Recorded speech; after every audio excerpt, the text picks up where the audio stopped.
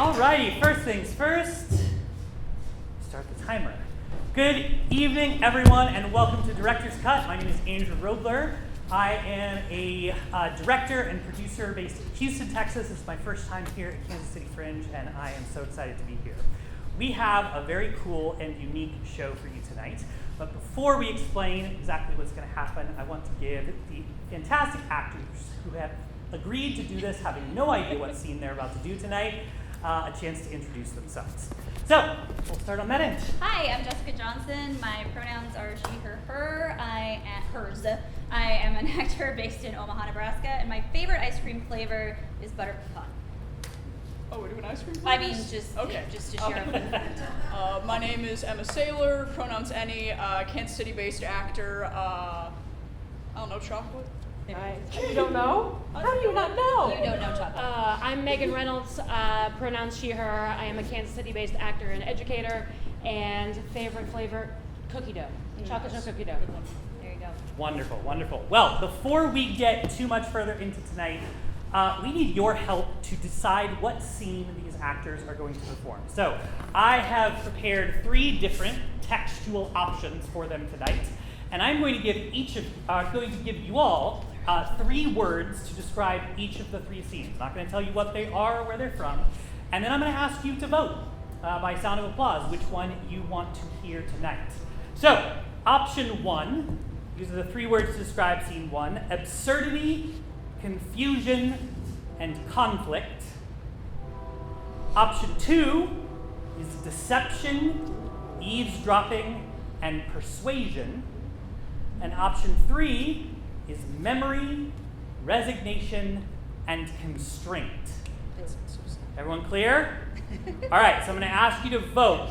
If you want option 1, give me a round of applause.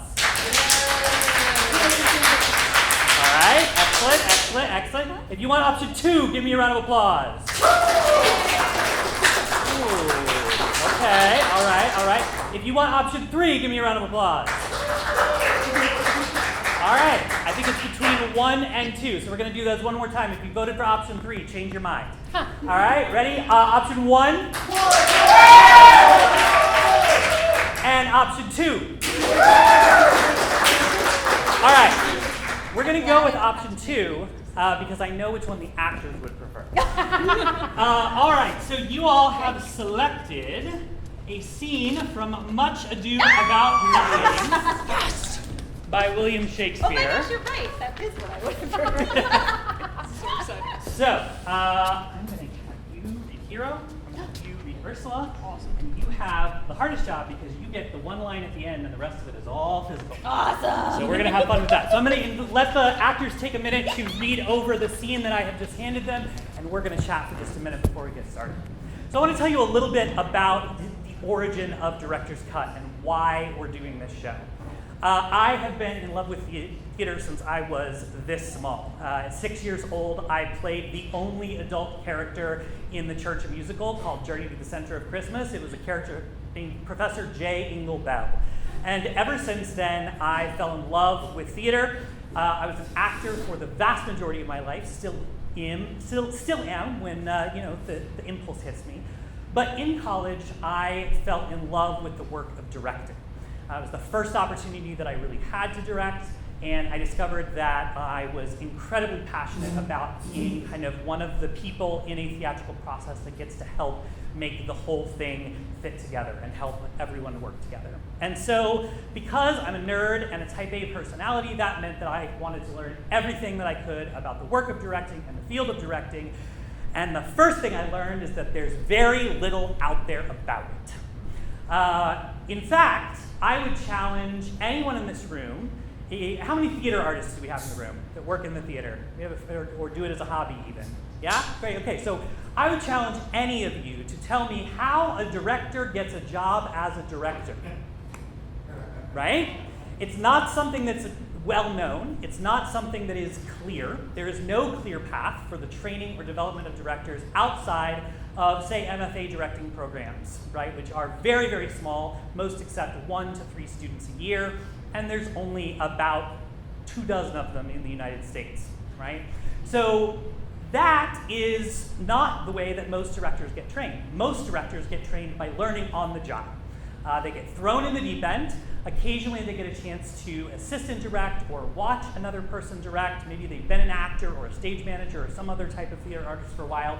They've seen other directors do things, and they are set loose on a production, right? And I think that that's a problem, because the reality is that directors are crucial to the work that we do in theater. How many of you have heard that in the workplace, like the number one predictor of job satisfaction is someone's manager? You heard that? Yeah, that the people that are responsible for us, right, that we report to, if they're jerks, if they don't know what they're doing, it makes our job infinitely harder. And so as I continued learning about the field of directing, I realized that there was not a single theater artist I knew, and this is still true to this day, there's not a single theater artist I knew who had not had at least one director horror story, at least one negative experience with a director. And that broke my heart, because I absolutely loved the work of directing. And so as I started in an MFA program a couple of years ago myself, and I wanted to create something that would support directors working in the trenches, in community theaters and schools and all of these places, people that are never going to have necessarily the time or ability to get an MFA, but that deserve training and deserve support and deserve resources. And so that was how I launched Deconstructing Directing, which is a free online resource library for directors. And as I have been building that, I've been thinking about ways to show the work of directing. And so that's what you're going to get to watch tonight. Tonight, I'm going to invite these actors back up on stage in just a moment after they've had a chance to kind of read over the scene. And you're going to watch us build this scene over the next 50 minutes or so. You're going to see them try things in rehearsal, and you're going to get to hear my internal monologue, my internal thought process. I'm going to kind of peel back the director curtain for you, and I'm going to tell you what I'm looking for, what I'm seeing, what I'm thinking, and why I'm guiding them in the way that I'm guiding them. And by the end of it, you're going to get to see the result of all of that work that we put together in this 5-minute scene from Much Ado About Nothing. Sound good? Yeah. All right, wonderful. How are we doing? You ready? Come on up. All right, so the first thing that a director is often responsible for is picking the play, right? Or if not picking the play, coming up with how we're going to approach the play. So today, I'm going to give you all permission to kind of ignore the rest of the play Much Ado About Nothing, right? We're going to focus on this scene as its own play, right? Okay. Even though it's kind of, it's part of a larger play. For today, we're just going to treat this as its own play, all right? So that means that I'm going to invite them to contribute their own thoughts and ideas to what makes these characters tick. And this is the next part of what we do as a director a lot of times once we start the rehearsal process, is we start to guide the cast and crew through what a lot of people call table work. And table work is often done sitting around a table, but today we're not going to do that around a table because it's a performance. So I'm going to ask these wonderful actors to read through this scene for the very first time live in front of you. The goal of this read-through is to give you and me and them a chance to hear the words, hear the text, and maybe start to kind of see where their impulses lie in their bodies. A lot of what I do as a director in the room is about watching body language, watching the things that they want to do but don't allow themselves to do, looking for micro movements and breath and things that change, that I think would change how they approach the scene. So that's what we're going to do now. We're just going to let them read through the scene once, and then we're going to move on to some quick table work before we get into the nitty-gritty. All right, so with that, when you are ready, hero. Now, Ursula, when Beatrice doth come, as we do trace this alley up and down, our talk must only be of Benedick. When I do name him, let it be thy part to praise him more than ever a man did merit. My talk to thee must be how Benedick is sick in love with Beatrice. Of this matter is little Cupid's crafty arrow made, that only wounds by hearsay. Now begin, for look when Beatrice like a lapwing runs by close to the ground to hear our conference. pleasantest angling is to see the fish cut with her golden oars the silver stream and greedily devour the treacherous bait. So angle we for Beatrice, who even now is couched in the woodbine coverture. Fear you not my part of dialogue. Then go we near her, that her ear lose nothing of the false sweet bait we lay for it. No, truly, Ursula, she is too disdainful. I know her spirits are coy and wild as haggards of the rock. But are you sure that Benedict loves Beatrice so entirely? So says the prince and my new betrothed lord. And did they bid you tell her of it, madam? They did entreat me to acquaint her of it, but I persuaded them, if they loved Benedict, to wish him wrestle with affection and to never let Beatrice know of it. Why did you so? Doth not the gentleman deserve as full a fortune of bed as ever Beatrice shall couch upon? Oh, God of love, I know he doth deserve as much as be yielded to a man, but nature never framed a woman's heart of prouder stuff than that of Beatrice. Disdain and scorn ride sparkling in her eyes, misprizing what they look on, and her wit. Her values itself so highly to her that all matter else seem weak. She cannot love, nor take no shape, no project of affection. She is so self-endeared. Sure, I think so, and therefore, certainly it were not good she knew his love, lest she make sport at it. What? You speak truth? Uh-huh. Yet, I never yet saw a man how wise, how noble, young, how rarely featured, but she would spell him backward. If fair-faced, she would swear the gentleman should be her sister.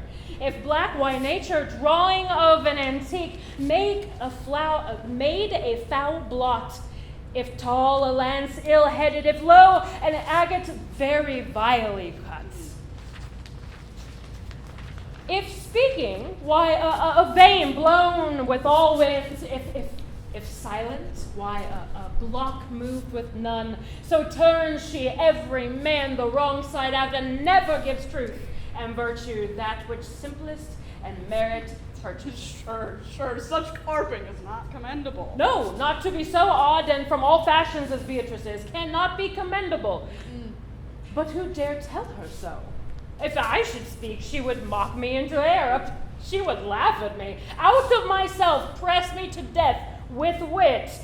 Therefore, let Benedict, like covered fire, consume away in sighs, waste inwardly. It were a better death than die with mocks, which is as bad die with tickling. Oh, yet tell her of it. Hear what she will say. Oh, no, I will go to Benedict and counsel him to fight against his passion. And truly I will devise some honest slanders to stain my cousin with. One doth not know how much an ill word may empoison liking. Oh, do not do your cousin such a wrong. She cannot be so much without true judgment, having so swift and excellent a wit as she is primed to have, as to refuse so rare a gentleman as Signor Benedict. He is the only man of Italy. Always accepted, my dear Claudio. I pray you, be not angry with me, madam. Speaking my fancy, Signor Benedict, for shape, for bearing, argument, and valor, goes foremost in report through Italy. Indeed, he hath an excellent good name. His excellence did earn it ere he had it. When are you married, madam? Why, every day. Tomorrow, come, go in, I'll show thee some attires and have thy counsel, which is the best to furnish me tomorrow. She's limed, I warrant you have caught her, madam. If it proves it so, then loving goes by haps. Some Cupid kills with arrows, and some with traps. Great, go ahead. Fire is in mine ears, can this be true? Stand I condemned for pride and scorn so much? Contempt, farewell, and maiden pride adieu. No glory lives behind the back of such. And Benedict, love on. I will requite thee, taming my wild heart to thy loving hand. If thou dost love, my kindness shall incite thee to bind our loves up in a holy band. Oh, for others say that thou dost love, and I believe it. Better than reportingly. Excellent. Let's give them a round of applause. Yes, All right, excellent. So now that we've done an initial read-through, I took some time while I was reading along with them to make notes and kind of circle things that popped into my head as I was listening to them. Things that I need to tell them or things that, questions that I have that I think might be helpful for them. So I'm asking Jessica to grab a couple of stools because the first thing that I often think about directorially is what do we need the space to look or feel like in order for the scene to work? And in this context, we need something for Beatrice to hide behind. So we're going to use these stools as tree stand-ins for us today, and we will address those in just a moment. But I'm going to ask the actors now to kind of think about, first of all, who your characters are. So obviously, if you know the story of Much Ado About Nothing, you could totally pull from that if you'd like to, but you can give me a different answer that comes to your mind now if you'd like. So who is Hero? I see someone who knows they cannot take Beatrice straight on. Great. And that technically she is they probably know she is smarter than they are. Okay. And they resent it. Okay, all right. This is their chance. So a little jealous. That's a fun thing to play with. We'll come back to that. Excellent. What about for you? What about Ursula? Who's Ursula to Hero? A noble woman, also a friend, Love it. a good friend to Hero. Probably based off of the kind of dynamic going between them, maybe a handmaiden, maybe not even a noble woman, but just someone who someone would be in close. proximity with her at all times. Right. And this is Beatrice.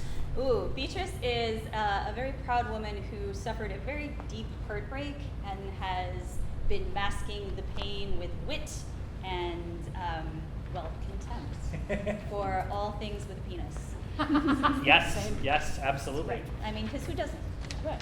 All right, so the next question that I often like to ask once we kind of get a sense of who characters are is in the context of this scene, what does your character want, not just in general, but from the other person or persons in the scene?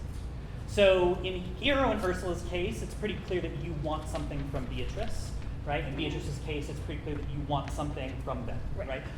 We'll get to the two of you and what you want from each other in a second, because I think there's something there to play with too. But what do you think each of you wants from Beatrice? I want to see her taken down a notch. Ah, okay. Put her in her place. Okay, great. I feel like my wants specifically for Beatrice have more to do with Hero, but I guess Okay. sheer befuddlement, sheer just like knocking her off her. Not seeing it coming. Yes. Yeah. Okay, great. What about Beatrice? What does she want from them? She wants the tea. She wants to know what Claudio told Hero about Benedict. Yes, absolutely. Okay.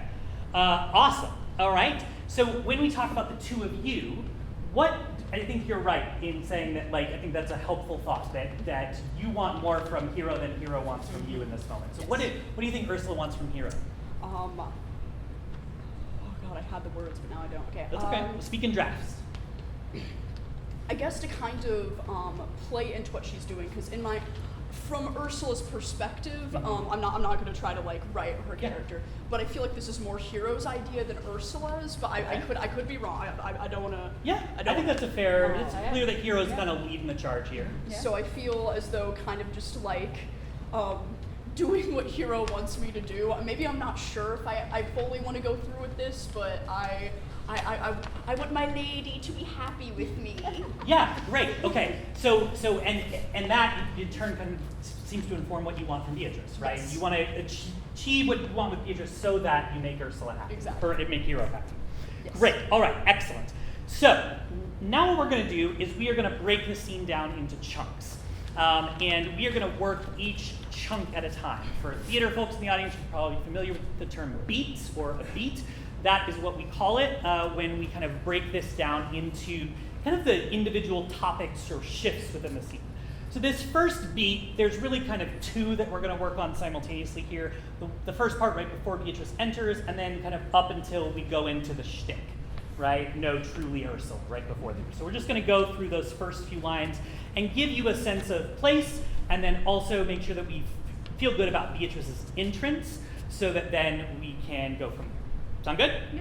All right. So for the purposes of this, because of the space that we're in, Megan, can I move this real quick? I'm just going to shift this tree or bush over here, and I'm going to shift this one over here, just so that we have a little bit Okay. of visual variants. I'm going to shift this downstage just a bit.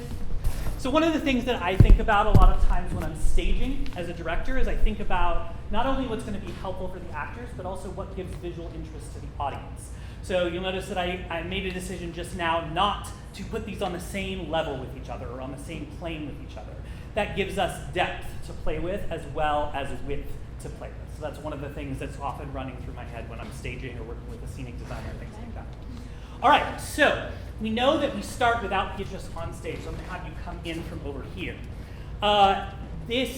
There's a couple of words I want to touch on before we start. Do you know what a lapwing is? I do not. Great.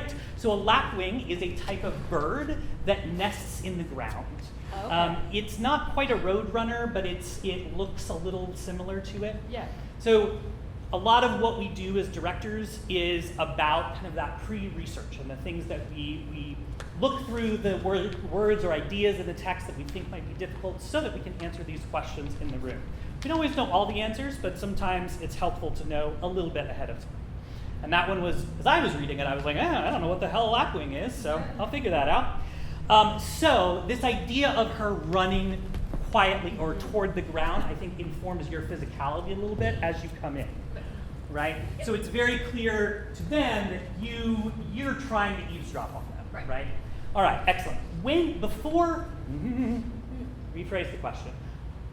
Did you come out specifically to eavesdrop, do you think? No. No. Okay, great. So here, come on stage for just a second. So why did you come out No. initially, do you think? Because I think I wanted to talk to Hero.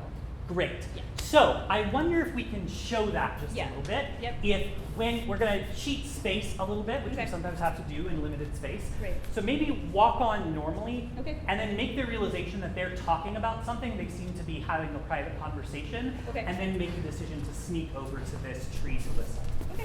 That means that I'd like the two of you to start all the way stage left, so that way we give her as much room as possible, and it's more believable that you don't see her or hear her. Because she needs to think that she's hidden the whole time, Yep. even if we all know she's not. All right, excellent. So there's a couple of other things in this first line from you, Hero, that I want to touch on before we go over, or before we run it. You have this phrasing, of this matter is little Cupid's crafty arrow made. So one of the things Shakespeare does so beautifully is this very descriptive language, right? But whenever I see that descriptive language, my brain immediately goes, why? What is it about that image, right? So when you think about Cupid, the way that Cupid is normally portrayed, what do you think of? Flying kid in the tree, like. Yes, Gotcha. exactly. He's a So sniper. I want to invite you, I want to give you permission to have fun with that description, right? And that's true for both of you this entire scene, right? The stuff that's really descriptive, man, lean into that, right? And we'll talk more about this in a minute once we get Beatrice on stage. But yeah, I think there's a lot of places where you all, I don't know that you're good at the thing you're trying to do, right? I don't know how often you do this, but I kind of get the impression that you're not trying to be perfect at it, she's just a little gullible right now, right? So we'll play with that a little bit more and kind of lean into that. Love makes people then. dumb. Okay, great. And that keeps going into this second line, Ursula, right? Cut with her golden oars the silver stream and greedily devour the treacherous bait, right? Those words are meaty and yummy. Have fun with them, enjoy them, okay? So let's do this first bit, from Hero's first line all the way through of the false sweet bait that we lay for it. And you'll just come in and then hang out over here and listen. All right. When you are ready. Now, Ursula, when Beatrice doth come, as we do trace this alley up and down, our talk must only be of Benedict. I'm going to ask you to stay stage left. Okay. Okay, you're good. Oh, Sorry, can I ask a question? Yes. Do you want me to enter when it says Yes. enter Beatrice? Okay. Mhm. Okay. All right, sorry, let's start again. yeah. Now, Ursula, when Beatrice doth come, as we do trace this alley up and down, our talk must only be of Benedict. When I do name him, let it be thy part, to praise him more than any man ever did merit. My talk to thee must be how Benedict is sick in love with Beatrice. Of this matter is Cupid's crafty arrow made, that only wounds by hearsay. Now begin, For look where Beatrice like a lapwing runs close by the ground to hear our conference.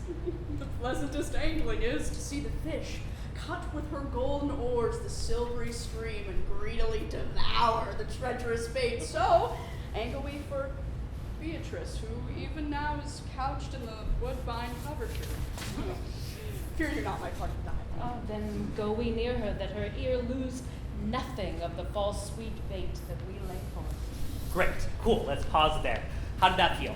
Fun. Yeah, I think you can lean into it even more. Okay. And one of the things I was thinking about watching the two of you, you have this lovely physical opportunity here, Megan, Yeah. to block Ursula's view, Uh-huh. and for Ursula to then be, like, as you're saying, greedily devour the treacherous bait, greedily devour the treacherous bait, right? Looking Yes, at her, yes. and you can respond like, stop, right? Like, you can have Like, that, cool. yeah, exactly. You can have that fun there. All right, excellent. All right, so your impulse to come this way, I think, is totally great. Now we're going to use it, Megan. Yay! So we're going to treat this area, this kind of horizontal line here, as your alley that you described. We're going to walk up and down this alley, and we're going to let her move Nice. up and down the stage, okay? So as you start to walk, right, I want you to think about this next line, no, truly or she is too disdainful. I want you to think about any word. So we're going to go from there through, let's go through Ursula's line as ever Beatrice shall couch upon on the next page. So take a second, look over your lines, and I just want you to circle or underline any word that you really want Beatrice to hear. Right? Because, like, the word she is too, probably not, but the word disdainful, for instance, like, you want her to hear you call her that, I think, yeah? We really want to, like, lean into the things that we want her to hear. So, like, Ursula, that so entirely part, right, is like, I mean, you can, like, lay it on thick, I think, with that. The other thing I would say is, for both of you, as you cross, take your time. You're on a leisurely stroll through the park, right? One of the reasons that I'm suggesting this is because I'm thinking about the visual language that we use on stage. So I'm going to have Beatrice scurrying really quickly to get from place to place. And when we put that in opposition to the slow, languid movement of the two ladies who are running this con, that allows the audience to see a bit more of a textured performance, right, from both of them. So really, like, don't feel like you have to waste your time or rush your time at all. If you don't get here until the very end of this beat, I won't be mad about it. When you do get here, feel free to hang out here, chat, take your time, and then you're just going to counter, right? As soon as you feel like, oh shit, they can see me, like, you're going to head that way. All right? Excellent. All right, so we're going to start for no, truly, Ursula, she is too disdainful. No, truly, Ursula, she is too disdainful. I know her spirits are as coy and wild as haggards of the rock. But are you sure that Benedict loves Beatrice so entirely? So says the prince, my new betrothed lord. And did they bid you tell her of it, madam? They did entreat me to acquaint her of it, but I persuaded them if they loved Benedict, to wish him wrestle with affection and never let Beatrice know of it. Why did you so? Doth not the gentleman deserve as full as fortune a bed as ever Beatrice shall couch upon? Great, cool, let's pause there. So, a lovely catch with bed and couch, right? Yeah, so sometimes Shakespeare uses that a lot, right? These similar words to mean different things, right? So in this sense, we're not talking about an actual couch like a sofa, but it aligns, yes, absolutely. I want to give you permission, even though there isn't dialogue for you in the text, feel free to voice reactions quietly. Like, what? And right? Like, they're going to ignore you. I mean, they're going to hear you, but they're going to ignore you. And if you feel that impulse coming up to have a verbal reaction and it does come out, let yourself react to the fact that it did. Okay. Right? Because then you're immediately trying to stay hidden. Cool. All right. Let's just touch back to these last two lines, and then we're going to move on for time. They did entreat me to acquaint her of it, but I persuaded them if they loved Benedict.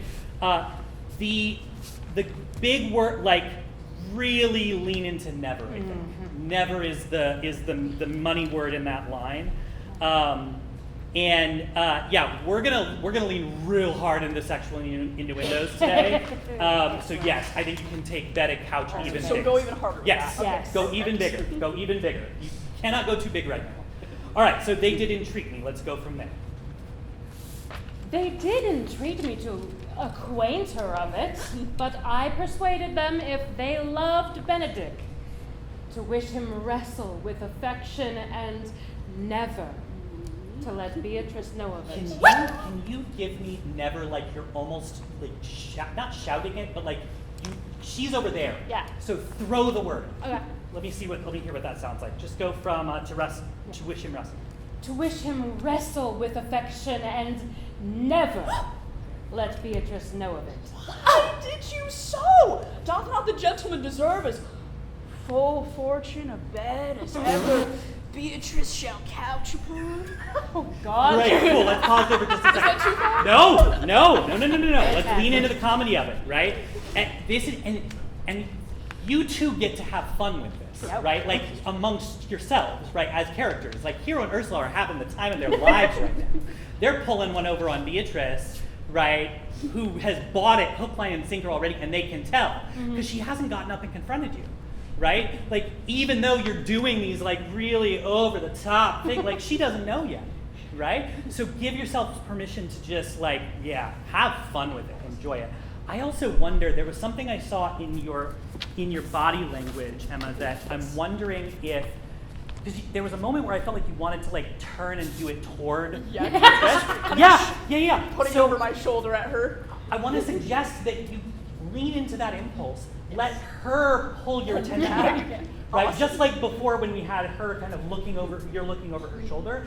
I think Ursula, like you can enjoy it so much that Hero has to be like, okay, and pull it back, right? That kind of thing. Awesome. All right, excellent. We're going to move on for time. So let's start with O God of Love. A couple of things. So big things like those words disdain and scorn, because this is where you really get to like stick it to her, right? This is where you get to tell her all the things that you want to tell her that you feel like you can't. Yeah.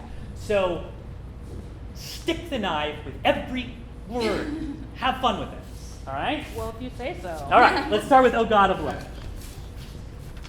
O God of love, I know he doth deserve as much as may be yielded to a man, but nature never framed a woman's heart of prouder stuff than Beatrice. What?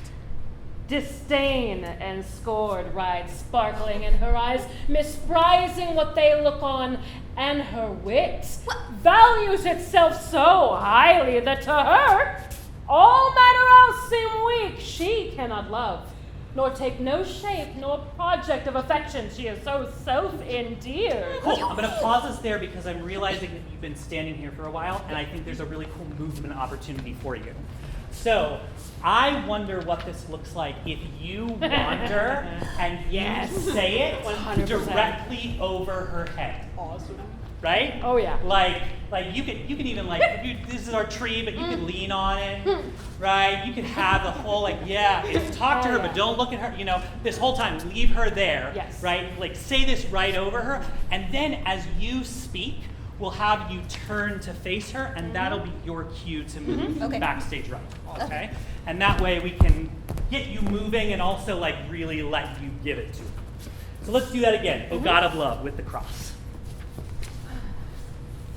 O God of love, I know he doth deserve as much as may be yielded to a man, but nature hath never framed a woman's heart of prouder stuff than Beatrice. Oh no, disdain and scorn ride sparkling in her eyes, misprizing what they look on, and her wit values itself so highly that, even all matters else seem weak, she cannot love, nor take no shape nor project of affection. She's so self-endeared. Sure. I think so. And certainly, and therefore certainly it were not good she knew his love, lest she made sport of it. Why, you speak truth, yet I never saw man how wise, how noble, how young, how rarely featured is. But she would spell him backwards. Stupid. If fair faced, she would swear the gentleman should be her sister. Black, she would, why nature drawing Okay, of an... I'm gonna pause us here just for time. Yep. Because this is great, by the way. This is awesome. So we're getting into a section where you say the same thing 5 times. Yeah. Right? And this is something Shakespeare does a lot, where, again, it's that really descriptive language. So I wonder what happens if for each of these, you, like maybe the first 2 you've thought up ahead of time, right? And then as we get to, so maybe like if black, made a flower, if tall, right? Maybe if low, you've prepped. And then when we get to if speaking, if silent, so turn she, right? All of that is made up on the spot. Let's see what happens if that happens. Yeah. And I wonder if that's you getting carried away. Oh just yeah, a no, little 100%. bit, I think right? that's getting pissed off. Yeah. And so this is an opportunity for us to flip. So this is another thing that I look for directorially a lot of times, is look, especially in comedies, looking for shifts in status is one of the things we talk about directorially. Is right now, hero has the highest status in the scene. But as you start to vent and deteriorate, Ursula now has a chance to be the person to pull you back, right? And to be like, okay, yeah, like that's okay, right? Like calm down, so that then when you get to sure, such harping, right? It's you're like, okay, are you gonna like it's a perfect line for that. And then you say no is the next line, right? So she tries to calm you down, and you're like, I'm not done yet. Right? So I wonder what happens then for both of you, right, as that's happening, what your reaction is to that. And then in that same line at the very end, it better die with mocks, which is bad as die with tickling. Why tickling? Why do you think she picks the word tickling? I think because mocks is done with the intent to disdain, but tickling is done often under the intent or guise of like friendship, like it's subtler. Okay. I wonder if it's simpler than that. I wonder if we're overcomplicating it a bit. And here's my offering, and you can take it or leave it. What happens if you can't figure out in the moment, like you didn't plan what you were going to say, so you say dying with mocks is bad as dying with, and then you can't find it, and so then tickling is the first thing you come to. Love it. Right? Let's see what that happened. And then Ursula, let that line tell her of it. Let that be informed by whatever Megan does in that diatribe, right? Like, let that response be driven by that. Okay, great. So let's start from why you speak truth. Is that where we left off? Yes. Yeah. All right. And we will run the whole thing for you at the end, I promise. All right. Sorry, just finding where we were. Bottom of page 2. Thank you. Why you speak truth. Why you speak truth, yet I never yet saw man how wise, how noble, how young, how rarely featured, but she would spell him backward. If fair-faced, she would swear the gentleman would be her sister. If black, why nature drawing of an antique. If made of foul blot, if tall, a lance ill-headed, if low, an agate very vilely cut. If speaking, why of the vein blown with all winds. If silence, why a block moved with none. So she turns every man the wrong side out, and never gives truth and virtue to that which simplest and merit purchases. Sure, Such carping is not commendable. No, not to be so odd from all fashions as Beatrice is, cannot be commendable, but who dare tell her so, If I should speak, she would mock me into air, or she would laugh me out of myself, press me to death with wit, therefore let Benedict waste inwardly. It were a better death, die with mocks, that is as bad die with tickling. Yet, tell her of it, hear what she will say. Good. I'm going to pause us here for just a second. So, you have such a beautiful speaking voice, and your projection is so good at the top of this that you don't have as much room to bend. So I want to invite you to start Why You Speak Truth a bit more here, right? So that by the time you get to know it be odd, you have a place to go. Because I don't know if you felt it, but you were hitting that ceiling a little early. Yes. And just to give yourself runway. Because the build is great. The build that you got going on is fantastic. I just want to give you runway to get there. Yeah. So that's another thing that oftentimes I'm looking for is, as actors, and I can say this because I am one, we have a lot to keep in our heads, right? We have to think about the motivation of the character, we got to be paying attention to lines, we got to think about blocking, and we're gonna forget stuff in rehearsal. Like we're gonna lose sight of some of the things that we know that by our training and the experience we've had, like that we've learned. But that's part of the job of an effective director, is to be that kind of reminder, to be that person that says, oh, hey, remember, you don't have to do it this way, or hey, remember, like, give yourself some runway here, right? You notice I use a lot of language like I'm going to give you permission to, or I'm going to invite you to. I use a lot of that language because I find that bringing the actors into the process as a director, as an equal co-creator, rather than this hierarchy of I'm the director, you're going to do what I say, I'm going to move you around like your biological props on a stage, right?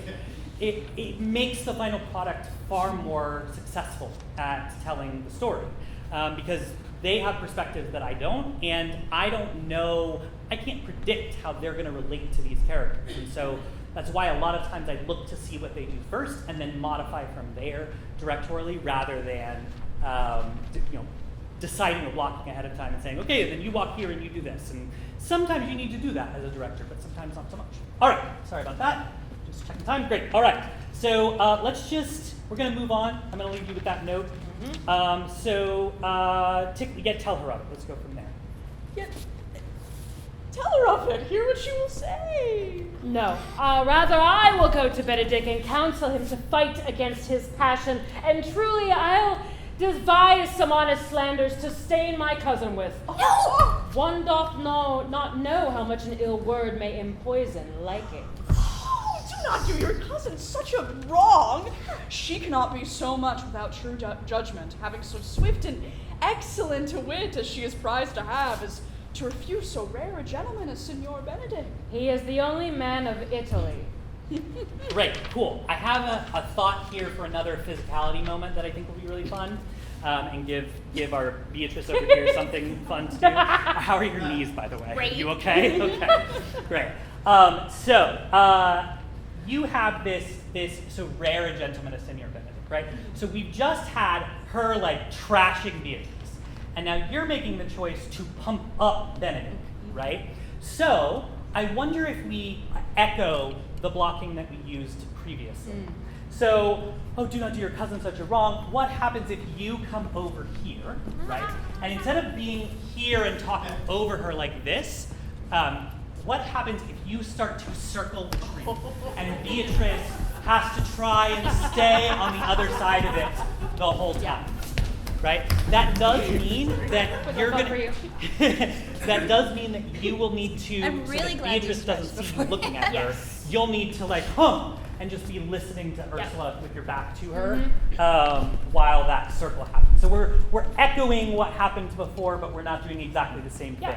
So we're just going to make one circle and then come back around so that we get into this next section. Before we go into this final little section where you pump up Benedict.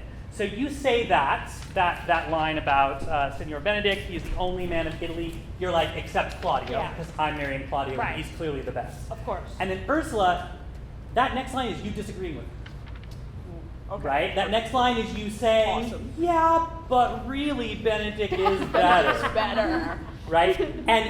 And so I'm curious one, do you actually believe that? Or are you, okay, great. So let us as the audience and let Hero see that you don't believe it, right? But you need to sound like you believe it, because Yes. she needs to think you believe it. Does that make sense? Yes. This is going to be a tricky, fun thing for you to play with here. And so then Hero, you giving in, he hath an excellent good name, right, is important there. All right, excellent. Let's do that bit from Oh, do not do your cousin such a wrong. Oh, where did we leave off there? Here, I think. Yeah, okay. Where from? Oh, do not do your cousin such a wrong. Oh, Bottom page do three. not do your cousin such a wrong. She cannot be so much without true judgment. Slow down. Having so Slow your pace. Slow your Yeah, pace. sorry. You're good. Let's start again. But yeah, don't feel like you have to cross so quickly. All right. You got this whole line to make a nice Slow. leisurely movement. Yeah, Those yeah. Fast walkers. All right, when you're ready. Do not do your cousin such a wrong. Yeah. She cannot be so much without true judgment, having so swift and excellent a wit as she is prized to have, as to refuse so rare a gentleman as Signor Benedict.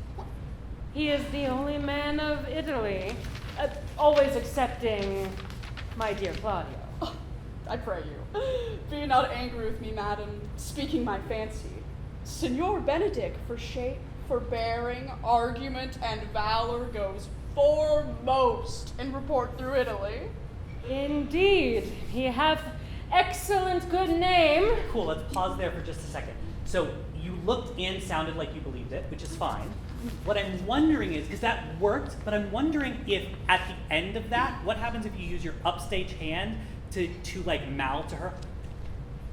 Right? Like to let her know that you're just doing this for her benefit. Yes. Can we try that? I pray you be not angry with me.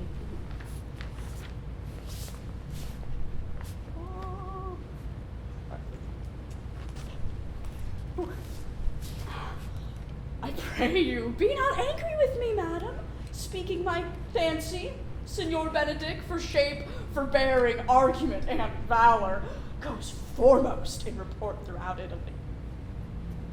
Indeed, he hath an excellent good name. His excellence did earn it, madam, ere he had it. When are you married, madam? Why, every day tomorrow, come, go in, I'll show thee some attires and have thy counsel which is best to furnish me tomorrow. She's lying, I warrant you, we caught her, madam. If it proves it so, then loving goes by haps. Some Cupid kills with arrows and some with traps. Excellent. All right, so now we're going to play with you. All right, so if you want to grab your text.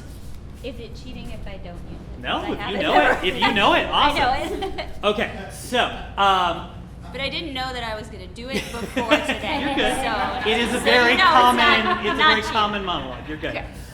Okay, so yeah, let's just run it once, Okay. and then I'll give you some thoughts on it. What fire is in my ears? Can this be true? Stand I condemned for pride and scorn so much? Contempt? Farewell and maiden pride, adieu. No glory lives behind the back of such. And Benedict. Love on. My line? I will requite. I will requite thee, taming my wild heart to thy loving hand. If thou dost love my kindness, shall incite thee to bind our loves up in a holy band. For others say that thou dost love, and I believe it better than reportingly. All right, awesome. So when we're talking out in Shakespeare, right? We're not talking to anyone. So I like to ask, like, imagine that one part of Beatrice is talking to another part of Beatrice. Right. Right. Right. What do you want from yourself with this monologue? What are you trying to get? Yeah. I think that she's finally at her, like, she's calling herself on her own bullshit. Great. You know, she's finally, like, ready to admit that she really is in love with Benedict, and that, like, if it's true that he loves her back, then she's ready to go all in. Cool. All right. Right? She's done Question. playing the game. This is something, like, I've directed the show a couple of times, and the answer is always different depending on the actors. Do you think Benedict and Beatrice had a prior relationship? Oh, yeah. Great.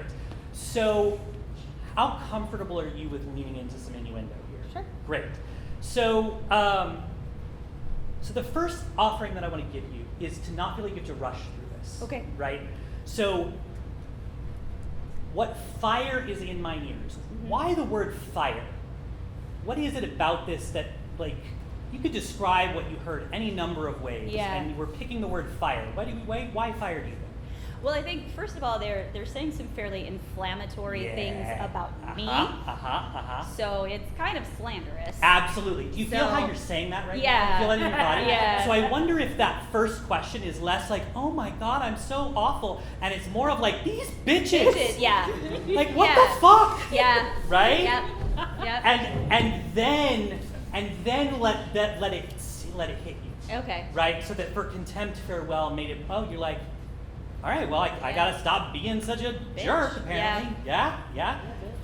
And that then, young-looking kid could have been my sister, though. Come on. exactly.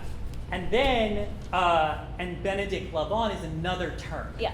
Right? Of like, okay. Yeah. All right, we're back. Like, Yeah. we're gonna get together. Like, this is gonna happen again, right? Yeah. So really, there's kind of 3 beats, I think. There's that Okay. first one of like, what fire is in my ears, can this be true? Right. Then, stand I condemned, contempt, farewell, maiden pride adieu, no glory lives behind the back of Sitch. And then, Benedict Lavon. Okay. And the innuendo that I want to lean into here is thy loving hand. Oh. So, taming my wild heart to thy loving hand, Okay. down to the crotch. Cool? Yep. And then, yeah. All right, let's see what that looks like. Can you just give her the cue line, please, hero? Yeah. Some cupids kill with arrows. Some Cupid kills with arrows, some with traps. What fire is in mine ears? Can this be true? Stand I condemned? Take your time on that turn. Stand I condemned for pride and scorn so much? Contempt? Yeah, that's it. Farewell? And maiden pride, adieu. No glory lives behind the back of such. Benedict. Yes. Love on.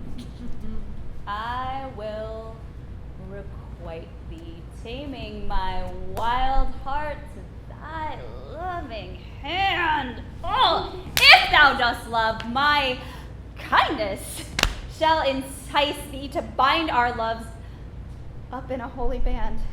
Oh, that was lovely. For others say that thou dost love, and I believe it better than reportingly. Lovely. Woo, woo. Lovely. Yeah. Man, when you give yourself permission to like sit in it, yeah. And that turn on Holy Band. Ooh. Excellent. So I want to highlight one thing. This is something I do sometimes, especially in monologue work with actors, in scene work.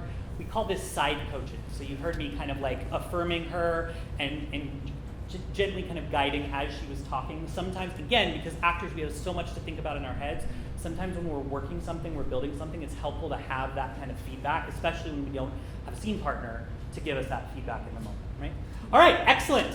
We are going to run this scene from top to bottom. Let's do it. So, as you all watch it this time, I invite you to be thinking about the things that you saw tonight, you saw us work on. Not everything is going to get implemented exactly the way we worked on it, right? We've spent an hour on this, and now we're coming back around to it. But do try to pay attention to the things that are different from the first time that you heard it, and the impact that the work that you did had on this piece. You may also find new things. They may find new things in this run. That's part of the joy of live theater.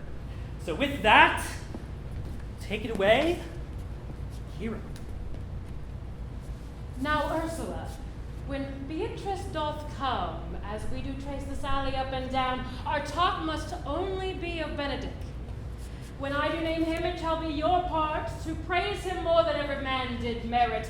And my talk to thee must be how Benedict is sick in love with Beatrice.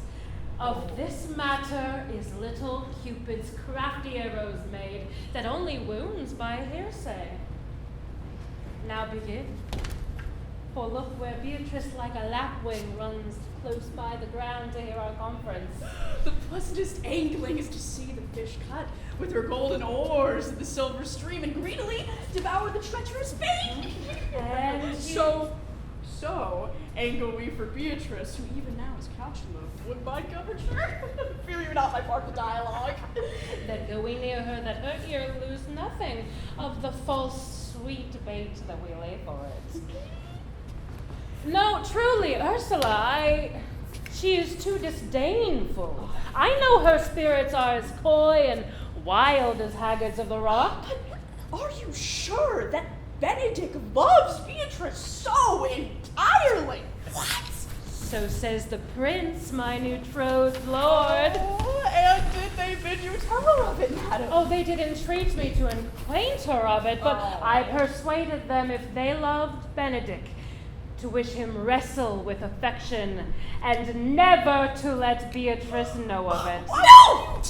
Why did you so? Doth not the gentleman deserve as full as fortune a bed as ever Beatrice shall couch on? Oh, God of love, I know he doth deserve as much as a may be yielded to a man, but nature never framed a woman's heart of prouder stuff than that of Beatrice. Disdain and scorn ride sparkling in her eyes, misprizing what they look on, and her wit values itself so highly to her, all matter else seems weak. She cannot love, nor take no shape nor project of affection. She is so self-endeared. Rude! I think so, and therefore certainly it were not good she knew his love, lest she make sport of it. Why you Close speak the distance so she can speak. Keep going. Why you speak truth, yet I never saw a man how wise, how noble, how young, and rarely featured, but she would spell him backward. If fair-faced, she would swear the gentleman should be her sister. Oh, if black, why, nature, drawing of an antique, made a foul blot. If tall, a lance ill-headed. If low, an agate very vilely cut. If speaking, a vein blown with all winds. If silence, a block moved with none, so she turns every man the wrong side out and never gives to truth and virtue that which simpleness and merit purchaseth.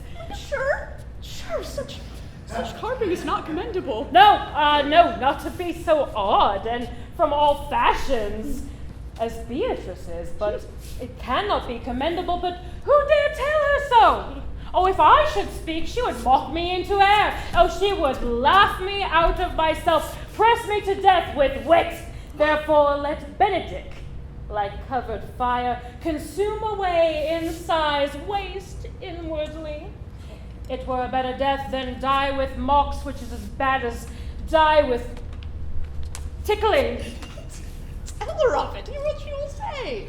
No, rather I will go to Benedict and counsel him to fight against his passion, and truly I will devise some honest slanders to stain my cousin with. One doth not know how much an ill word may empoison liking. Do not do your cousin such a wrong. She cannot be so much without true judgment, having so swift and excellent a wit as she is prized to have, as to refuse so rare a gentleman as Signor Benedict. He is the only man of Italy, always excepting my dear Claudia. What? I pray you. Be not angry with me, madam, speaking my fancy. Signor Benedict, for shape, bearing, argument, and valor, goes foremost in report in Italy. Indeed, he hath an excellent good name. His excellence did earn it ere he had it. When are you married, madam? Oh, why, every day tomorrow. Come, go in, I'll show thee some attires, and have thy counsel, which is best to furnish me tomorrow. She's blind, I warn you, be of honor, madam. If it proves so, then loving goes by haps. Some Cupid kills with arrows, and other with traps. What fire is in mine ears? Can this be true? Stand I condemned for pride and scorn so much? Contempt. Farewell, and maiden pride adieu. No glory lives behind the back of such, and Benedict, love on. I will requite thee, taming my wild heart to thy loving hand. Oh, if thou dost love, my kindness shall incite thee to bind our loves up in a holy band. For others say that thou dost love, and I believe it better than reportingly. And scene. Can we get both of our audio actors back up on stage? Take a bow, ladies. Take a bow. Hello there. Thank you so much for watching Director's Cut. I hope you enjoyed it. And if this glimpse into the directing process sparked something for you, whether you're a theater maker, educator, or just someone who loves live performance, there is so much more where this came from, because this isn't just a show, it's part of a much bigger movement that is rethinking what it means to direct theater and how we train, support, and value directors, especially in schools and community theaters, but throughout the industry. You can explore a growing library of free resources at deconstructingdirecting.com, designed especially for directors in those upstream spaces like schools and community theaters, both for themselves and to use as part of their directing curriculum. 100% free. And if you're part of a theater, school, or university that wants to rethink how you train directors, I also offer consulting, custom workshops, and can bring Director's Cut to you, performed with your actors for your audiences. We can package that with workshops on directing, acting, or producing, whatever fits your needs. And if you believe in this kind of work and want to help keep it going, consider supporting Deconstructing Directing on Patreon. Even a few bucks a month makes a real difference. Links to everything I just mentioned are below in the description. Thank you again for being here. I want to transform our field for the better, but I can't do it alone. So until we see each other again, I challenge us all to be recklessly kind.